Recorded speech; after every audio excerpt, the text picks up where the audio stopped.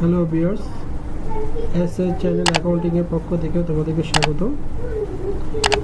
আজ আমি তোমাদেরকে ব্যাংক সমন্বয় বিবরণী কীভাবে করতে হয় তা সহজভাবে বুঝিয়ে দিব। শুধু একটা চার্ট তোমাদেরকে ভালো করে মুখস্থ করে রাখতে হবে। এই চার্টটা বিশেষ করে এই চার্টটা ভালো করে মুখস্থ করে রাখলে তোমরা অবশ্যই ব্যাংক সমন্বয় বিবরণী খুব ইজিলি বুঝতে পারবে। তোমরা অবশ্যই আমাদের যারা চ্যানেল নতুন আছো তোমরা সবাই আমার চ্যানেলটা সাবস্ক্রাইব করে দিও এবং ভিডিও আমার অনেকগুলো ভিডিও ছাড় হয়েছে বিভিন্ন ইকুয়েশনের উপরে এবং জাভাদের উপরে, এবং এগুলো ভিডিওগুলো দেখে একটু লাইক এবং সাবস্ক্রাইব করে দিও, সাথে বেল আইকনটা প্রেস করে রাখিও যাতে আমি নতুন নতুন ভিডিও ছাড়লে তোমরা ইউটিউবে পেতে পারো। এবার আসো আমরা মূল প্রশ্নে চলে যাই। এই চার্টটা তোমরা একটু ভালো করে মুখস্থ করে রাখলে তোমরা অবশ্যই খুব সহজে ব্যাংক সমন্বয় বিবরণীটা সলভ করতে পারবে। এখানে দেখো প্রথমে আছে যে ব্যাংক সমন্বয় বিবরণী তারিখ সমান আচ্ছা নগদান বই মোতাবেক ব্যাংক জমা বা ব্যাংক বিবরণী মোতাবেক ব্যাংক জমাতিরিক্ত বৃত্তি ধরে, মানে নগদান বইতে যেখানে ব্যাংক জমা বিবরণী আছে এখানে মূলত নগদান বই অনুসারে ব্যাংকের জমা, মানে নগদান বই অনুসারে ব্যাংকে যেটা জমা আছে বা ব্যাংক বিবরণী অনুসারে জমাতিরিক্ত। এই যে নগদান বই থেকে আমরা একটা ব্যাংক ব্যালেন্স বা ব্যাংক ব্যালেন্স যেটা পাই থাকি ওটা অনুসারে আমরা যদি সলভ করি তাহলে এখানে যে যে পয়েন্টগুলো আছে এগুলো যোগ হবে এবং এইখানে যে যে পয়েন্ট আছে ওগুলো বিয়োগ হবে। তো দেখো এখানে এই ব্যাংক নগদান বই অনুসারে যদি ব্যাংক জমা ব্যাংক স্টেটমেন্ট যদি করি ব্যাংক সমন্বয়টা করি তাহলে প্রথমে এক নম্বরটা দেখো, চেক ইস্যু করা হয়েছে কিন্তু ব্যাংকে উপস্থাপন করা হয়নি। মানে তুমি চেক ইস্যু করে দিয়েছো, চেক ইস্যু করে কী করছো তুমি নগদান বইতে সেটা ক্রেডিট করছো। ক্রেডিট করলে কি তোমার নগদান বই কমে গেছে না? এখন যেহেতু সেটা ওই ব্যাংকে উপস্থাপন হয় না সেহেতু তোমার ব্যাংক ব্যালেন্স কি ওখানে বেশি দেখাচ্ছে এবং নগদান বইতে কম দেখাচ্ছে, এবং ওই টাকাটা তুমি এই ব্যালেন্সের সাথে যোগ করে সেটা সমান করে নিতে হবে। এই পরিশোধের জন্য পদয় বিল ইস্যু করা হয়েছে কিন্তু ব্যাংক কর্তৃক পরিশোধিত হয়নি।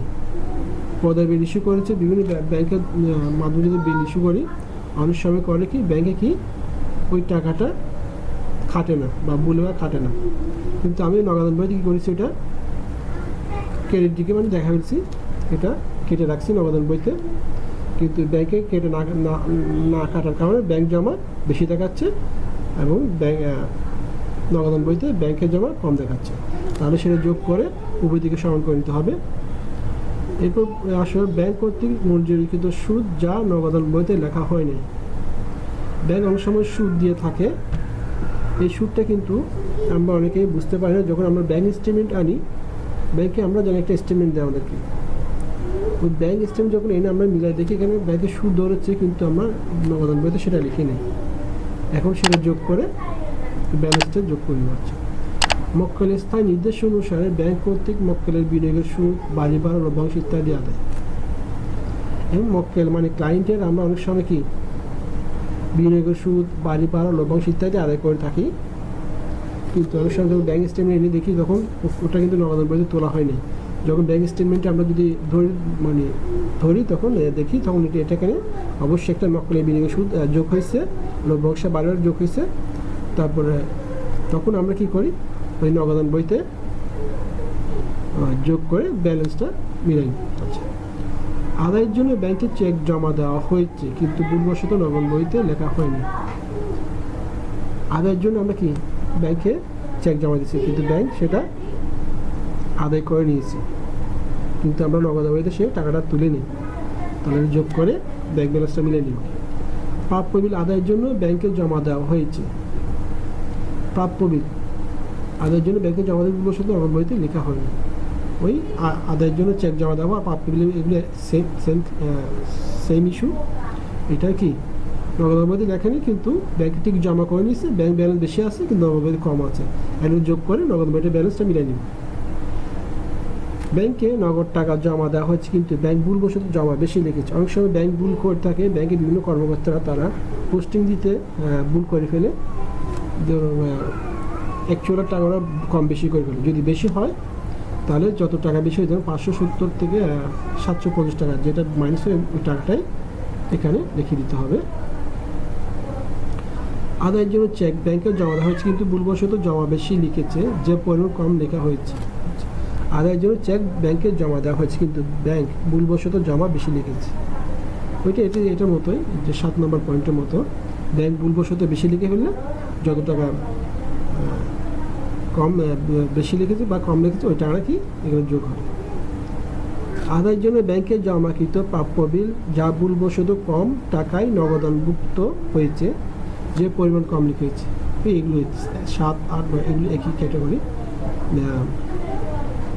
আদায়ের জন্য ব্যাংকে জমাকৃত প্রাপ্য বিল বা ভুলবশত কম টাকায় নগদানভুক্ত হয়, মানে অনেক সময় নগদান বইতে তুমি সেটা কম লিখে ফেলছো, ব্যাংক ঠিকই লিখছে কিন্তু তুমি কম লিখে ফেলছো। এখন সেটা বাড়িয়ে দিয়ে যতটা কম লিখছো এই টাকাটাই কি যোগ করে ব্যালেন্সটা মিলাতে হবে। ব্যাংক কর্তৃক সরাসরি দেনাদার হতে আদায় বা দেনাদার কর্তৃক সরাসরি ব্যাংকে জমা বা নগদানভুক্ত হয় নাই।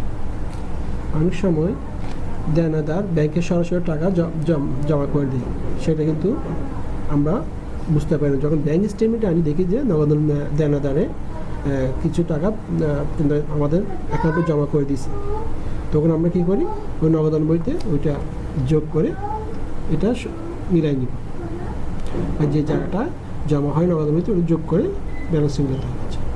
ব্যাংক কর্তৃক প্রাপ্য বিল আদায় যা নগদানভুক্ত হয়নি। অনেক সময় প্রাপ্য বিল আদায় করলে ব্যাংক, এটা ওই 10-এর মধ্যে এটা একই সেম ইস্যু। তাই ব্যাংক কর্তৃক বিনিয়োগ সুদ আদায় যা নগদানভুক্ত হয়নি, এগুলো সব কিন্তু ব্যাংক আমার ব্যাংকে জমা হয়েছে কিন্তু আমরা কি নগদান বইতে সেটা জমা দেখায়নি। এই ব্যাংক কর্তৃক বিনিয়োগ সুদ, ব্যাংক কর্তৃক লভ্যাংশ আদায়, ব্যাংক কর্তৃক প্রাপ্য বিল আদায়, ব্যাংক কর্তৃক সরাসরি দেনাদার আদায়, এগুলো সব ব্যাংক আদায় করেছে, আমাদের অ্যাকাউন্টে জমা করেছে, কিন্তু আমরা কি ভুলবশত নগদান বইতে জমা করিনি। এখন সেগুলো যোগ করে ব্যালেন্সটা মিলাতে হবে। এই হচ্ছে পয়েন্টগুলো। একদম খুব সংক্ষেপে চারটা একটু মুখস্থ করলে তোমরা অবশ্যই এটা বুঝতে পারো। এখানে 13, 12, 11 এবং 10 এগুলি সেম ক্যাটাগরি। তারপর 8 এটা একই সেম ক্যাটাগরি। আর এখানে ব্যাংক কর্তৃক সরাসরি দেনাদার হতে আদায়, দেনাদার কর্তৃক সরাসরি ব্যাংকে জমা এগুলো সেম ক্যাটাগরি, মানে ব্যাংক জমা করেছে, আমাদের ব্যাংক অ্যাকাউন্টে জমা হয়েছে কিন্তু আমরা নগদান বইতে সেটা জমা দেখাইনি। এখন সেটা জমা করে যোগ করে আমরা ব্যালেন্সটা নিলাম। এ হচ্ছে এই সকল পয়েন্ট, কোনটা যোগ হবে। এখানে কোনো একটা কিছু না বুঝলে তোমরা অবশ্যই কমেন্ট বক্সে জানিয়ে নাম্বারটা দিয়ে এটা বুঝবে, তখন আমাকে কি অবশ্যই কমেন্ট করে জানাবে। এইবার আসে বিয়োগ কোন পয়েন্টগুলি বিয়োগ হবে সেটা নিয়ে আমরা একটু জেনে নিই। আদায়ের জন্য ব্যাংকের জমাকৃত চেকের প্রত্যাখ্যান যা নগদানভুক্ত হয়নি। আদায়ের জন্য আমরা কি চেক ব্যাংকে জমা করেছি, সেটা কিন্তু প্রত্যাখ্যান বা অমর্যাদা বা ডিসঅনারিস।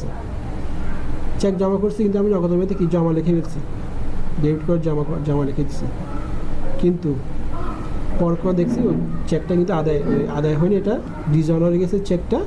এখন আমার ব্যাংক কি, তখন আমি নগদান বইতে যখন জমা দেখাইছি তখন আমার জমা বাড়ছিল। এখন ব্যাংক কিন্তু যেহেতু জমা না করে জমা দেখায়, মানে ডিসঅনার হয়েছে, টাকাটা আমার অ্যাকাউন্টে জমা হয় নাই, সেহেতু তাহলে আমার ব্যাংকের টাকার পরিমাণ কম দেখাচ্ছে। এখন সেটা আমরা কি করব, বিয়োগ করে দিয়ে ব্যালেন্সটা মিলে নিব। যেহেতু নগদান বই ব্যাংকে বিয়োগ হয়েছে, টাকা আদায় হয়নি, নগদান বইতে জমা করছে, এখন ওটা বিয়োগ করে আমরা ব্যালেন্সটা মিলাম। আদায়ের জন্য ব্যাংকের জমাকৃত প্রাপ্য বিল যা ব্যাংক কর্তৃক আদায় হয়নি।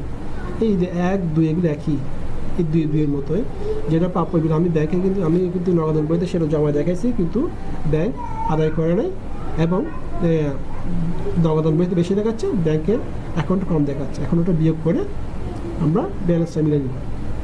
আদায়ের জন্য ব্যাংকের জমাকৃত চেক যা এখন পর্যন্ত আদায় হয়নি। আদায়ের জন্য ব্যাংকের জমাকৃত চেক, এই যে এগুলো সেম ক্যাটাগরি, 1, 2, 3 এগুলো একই।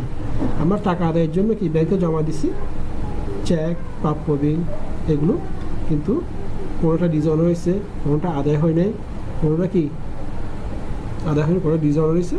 এগুলো কিন্তু আমরা ব্যাংকে জমা দেখাইছি কিন্তু ব্যাংক জমা করেনি। জমা না করার কারণে ব্যাংক অ্যাকাউন্টের টাকা কম দেখাচ্ছে, ব্যাংকের জমা নগদান বইতে ব্যাংকের জমা বেশি দেখাচ্ছে, সেটা বিয়োগ করে আমরা সমান করে নিব।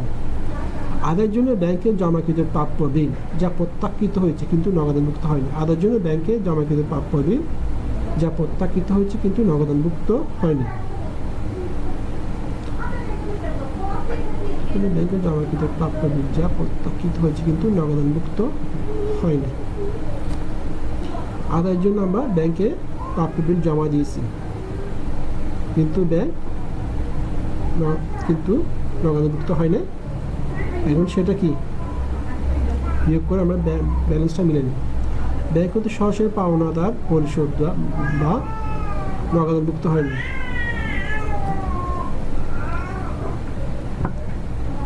এখানে ব্যাংক অনেক সময় পাওনাদারকে আমাদের টাকা পরিশোধ করছে, এই যে পাওনাদারকে টাকা পরিশোধ করছে, আবার পদে বিল এটা পরিশোধ করছে, পদে বিল পাওনাদার এগুলো কি এই দুইটাই কিন্তু 5 আর 6 এই দুইটাই কিন্তু কি ব্যাংক পরিশোধ করছে কিন্তু আমরা সেটা জানি না। যখন আমরা ব্যাংক স্টেটমেন্ট দেখি আমাদের ব্যাংকের ব্যালেন্স কম কী জন্য হয়েছে বা ব্যাংকের টাকাটা কমে গেছে কেন, তখন এই যে এই টাকাটা দেখবো যে এই যে ব্যাংক পাওনাদার পরিশোধ করেছে, পাওনাদার টাকা পরিশোধ করেছে এবং বিল পরিশোধ করেছে, যার কারণে কি আমাদের অ্যাকাউন্টটা কম দেখাচ্ছে। এখন ওইদিকে কিন্তু ওই আমার নগদান বইতে ব্যাংক যাওয়ার পরেও বেশি দেখাচ্ছে, যার কারণে বিয়োগ করে আমরা সমান করে দেব। মালিক কর্তৃক ব্যাংক হতে উত্তোলন, মালিক ব্যাংক হতে যা নগদানভুক্ত, মালিক চেক কেটে নিজে টাকা তুলে নিয়েছে কিন্তু আমরা ক্যাশিয়ার বা অ্যাকাউন্টসে কী করে ওই টাকাটা কিন্তু নগদান বইতে দেখায়নি, কিন্তু ব্যাংক স্টেটমেন্টে দেখতেছি যে মালিক চেক তুলে টাকা তুলে নিয়ে গেছে। তখন আমরা কি ওই বিয়োগ করে, যেহেতু ব্যাংকের অ্যাকাউন্টে টাকা কমে গেছে তো নগদান বই থেকে আমরা টাকাটা বাদ দিয়ে ব্যাংক স্টেটমেন্ট ব্যালেন্সটা মিলাই নিব। ব্যাংক কর্তৃক পরিশোধ যার ভুলবশত নগদানভুক্ত হয়নি, এই যে সেম ক্যাটাগরি 2-3 এই 2-3 মতো ব্যাংক কর্তৃক মানে পরিশোধ চেক, ব্যাংক চেক পরিশোধ করছে কিন্তু আমরা নগদানভুক্ত করিনি বলে ব্যাংক অ্যাকাউন্টে আমার টাকা কম দেখাচ্ছে। এখন সেটা আমরা ওই যে নগদান বইতে বিয়োগ করে ব্যাংক ব্যালেন্সটা মিলাই নিব। বাট্টাকৃত এই বিলের পূর্ণ মূল্য বাট্টা সহ নগদানভুক্ত বাট্টার পরিমাণ, অনেক সময় বাট্টাকৃত এই বিলের পূর্ণ মূল্য নগদানভুক্ত মানে যেটা আমরা বাট্টাকৃত বিল, ধরো একটা বিল আসছে তোমার 7,500 টাকা, এখানে বাট্টা হচ্ছে 500 টাকা, তো আমরা ভুলবশত কী করছি অ্যাকাউন্টসে নগদান বইতে 7,500 টাকা, তার মানে 500 টাকা বেশি লিখছে না, কিন্তু ওইটা কিন্তু বিলটা আনতে গিয়ে দেখি শুধু 7,000 টাকা দিচ্ছে, 500 টাকা দেয়নি, তাহলে আমার 500 টাকা নগদান বইতে বেশি দেখাচ্ছে না, তাহলে ওটা 500 টাকার যে পরিমাণ বাট্টার পরিমাণ ওই টাকাটা কি বিয়োগ করে ব্যাংক স্টেটমেন্টটা মিলাতে হবে। আমানতকারী স্থায়ী নির্দেশ অনুসারে ব্যাংক কর্তৃক জীবন বীমা, বিদ্যুৎ বিল, শেয়ারের কিস্তি, ডিপিএস, চাঁদা ইত্যাদি পরিশোধ যা নগদানভুক্ত হয় না। আমাদের স্থায়ী নির্দেশ অনুসারে ব্যাংক কর্তৃক জীবন বীমা, বিদ্যুৎ বিল এগুলো অনেক সময় ব্যাংক যদি পরিশোধ করে সেটা আমরা বুঝতে পারি না, যখন আমরা ব্যাংক স্টেটমেন্ট দেখি আমাদের টাকা কম কেটে নেওয়া হয়েছে, জীবন বীমা, বিদ্যুৎ বিল, শেয়ার কিস্তি এগুলো কেটে নেওয়া হয়েছে, তখন আমাদের অ্যাকাউন্টের টাকা কম দেখাচ্ছে। এখন ওটা আমরা কি বিয়োগ করে ব্যাংকের জমার সাথে নগদানের সাথে মিলিয়ে নেব। ব্যাংক কর্তৃক ধার্যকৃত চার্জ জানা, অনেক সময় ব্যাংক বিভিন্ন চার্জ করে, যেমন লেবিট চার্জ, তারপরে আবগারি শুল্ক, তারপর তোমার এই অনলাইন চার্জ, তারপরে যে চেক ইস্যুর চার্জ, বিভিন্ন ধরনের চার্জ কাটে। ওই চার্জটা কিন্তু আমি বুঝতে পারি না, যখন আমরা দেখি স্টেটমেন্টে আমাদের চার্জ কাটা হয়েছে এবং ওই চার্জ যতটুকু কাটা হয়েছে ওই টাকাটা কি বিয়োগ করে আমরা নগদান বইতে ব্যাংক জমা মিলিয়ে নিই। ব্যাংক জমাতিরিক্ত সুদ যা নগদান, এটাও একই সেম কারণে 11 আর 12 মানে জমাতিরিক্ত যদি সুদ ধরে সেটা আমরা বুঝতে পারি, যখন ব্যাংক স্টেটমেন্ট আনি তখন আমরা ব্যাংক জমাতিরিক্ত কি সুদটা বিয়োগ করে টাকাটা মিলিয়ে নিই। এরপর মিলানোর পর দেখা যাবে আমাদের নগদান বইতে যে টাকা এবং ব্যাংক স্টেটমেন্টে যে টাকা দুইটাই সেম মিলে যায়। তাহলে এটা হচ্ছে কি নগদান বইয়ের ব্যালেন্স অনুসারে, নগদান বইয়ের ব্যাংক জমার ব্যালেন্স অনুসারে যদি তোমরা যদি অঙ্কটা করো তাহলে কি এই পয়েন্টগুলো যোগ হবে এবং এই পয়েন্টগুলো বিয়োগ হবে। এবার যদি বলো ব্যাংক স্টেটমেন্টের ব্যালেন্স অনুসারে যদি করতে বলে তাহলে যে ব্যাংক বিবরণ মোতাবেক জমা বা নগদান বইয়ের মোতাবেক ব্যাংক জমাতিরিক্ত, ব্যাংক স্টেটমেন্টের ব্যালেন্স অনুসারে যদি করি তাহলে যেগুলো এখানে যেগুলো বিয়োগ হয়েছে না, যে 1 থেকে 12 যেগুলো বিয়োগ হয়েছে সেগুলো করতে হবে যোগ, এই যে আদায়ের জন্য ব্যাংক জমাকৃত চেকপত্র নামানো হয় নাই, তারপরে আদায়ের জন্য জমাকৃত প্রাপ্য যা ব্যাংক কর্তৃক আদায় হয় নাই, আদায়ের জন্য ব্যাংক জমাকৃত চেক যা এখন পর্যন্ত আদায় হয় নাই, এইগুলো মানে যেটা বিয়োগ করছি বিয়োগ করতে ওটা কী হবে, যোগ হবে, এবং যেটা ওই বিয়োগ যেটা যোগ করেছি, যে পয়েন্টগুলো যোগ করেছি, যেমন চেক ইস্যু করা হয়েছে কিন্তু ব্যাংক উপস্থাপন করা হয় নাই, পরিশোধের জন্য পদের বিল ইস্যু করা হয়েছে কিন্তু ব্যাংক কর্তৃক পরিশোধ হয় নাই, এই সমস্ত এগুলো কি, এগুলো যোগ করা হয়েছে না, এগুলো কী হবে, বিয়োগ হবে, বিয়োগ হবে। চেক ইস্যু করা হয়েছে কিন্তু ব্যাংক সেম কাজ। একটা হচ্ছে তুমি যদি নগদান বইতে ব্যাংক ব্যালেন্সের অনুসারে যদি ব্যাংক স্টেটমেন্ট করো, তখন এই পয়েন্টগুলো যোগ হবে, এগুলো যোগ হবে, আর এগুলো বিয়োগ হবে। এবং যদি ব্যাংক স্টেটমেন্টে যদি ব্যাংক ব্যালেন্সের স্টেটমেন্ট তৈরি করো, তাহলে যেগুলো বিয়োগ হয়েছে এগুলো যোগ হবে, আর যেগুলো যোগ হয়েছে এগুলো বিয়োগ হবে। তোমরা যদি একটু বোঝার জন্য আমি একটু ভিডিওটা করি, দেখবে সব এক সেম ক্যাটাগরি, একদম হুবহু মিল। তোমরা চাইলে স্ক্রিনশট নিয়ে দেখতে পারো।